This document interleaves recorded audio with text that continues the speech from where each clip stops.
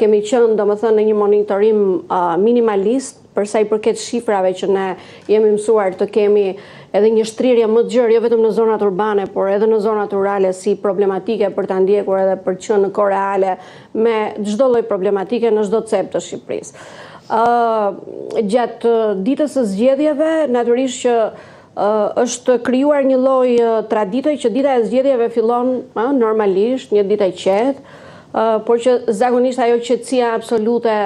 ndonjëherë duket sikur diçka zien poshtë kësaj qetësie dhe ne pam pastaj që filloi qetë, filloi me dëshirën e qytetarëve për të drejtuar qendrave të votimit, por u ndeshën edhe me problematika, le të themi që nuk ishin problematika wow që do të mundeshit ne thonim që u prish procesi që në orët e para të mëngjesit. Por natyrisht fakti që ne pam që kishte qytetarë kurajos që ende mendonin për ta fotografuar votën dhe e pashpjegueshme mbas gjithë atij ndërgjegjësimi dhe paralajmërimi që ju bë qytetarëve shqiptarë që mos riskonin si thua orët e lirisë tuaj për të bërë si thua qoka politike ose për të treguar një besnikëri të pakuptim ndaj subjekteve zgjedhore, sepse në fundit është një akt që është shumë i fshehtë, shumë personal, shumë individual, është një zgjedhje që ti e bën për veten tënde së pari dhe pastaj për hir të asaj çka ti kërkon për llogaridhënie nesër edhe për një mirëqeverisje. Dhe fakti që njerëzit treguan tentativa për ta fotografuar votën tregon që kanë qenë ende nën presionim edhe nën urdhërim të forcave politike për ta bërë këtë gjë. Tjetër është ajo që në tërësinë e vet pjesëmarrja qytetare, po e filloi nga fundi i procesit, që kishte një lloj dyzimi, një lloj hezitimi, një lloj pritshmërie. Ne kemi ndjekur ndoshta edhe sondazhet që parashikonin ose i jepnin deri diku le të thuash një lloj panorame të kësaj pjesëmarrje, është në ndryshim nga herët e tjera. Kemi dy grupe ose target votuesish brenda territorit të Shqipërisë, jashtë territorit të Shqipërisë dhe pretendoi që të kishte një thyerje të rekordit në zgjedhjet e 2025-s për sa i përket pjesëmarrjes. Por shikojmë që nuk e kemi kapur shifrën ende, ndoshta derisa të shpallet rezultati mbasi të numërohen gjithë qendrat e votimit. Jemi në 42% përafërsisht, ndërkohë që 2017-2021 ka qenë 46.4, 46.7.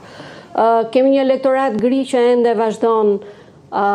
ishte 15-20%. Domethënë, njerëzit kanë treguar diçka, kanë thënë diçka, ndoshta edhe me heshtjen e tyre dhe me rebelimin e tyre dhe me rezistencën e tyre. Fakti që palët politike nuk e kanë goditur këtë ose nuk e kanë arritur ta çojnë mesazhin te ky elektorat që ndoshta prisnin të bëjë kjo diferenca e madhe.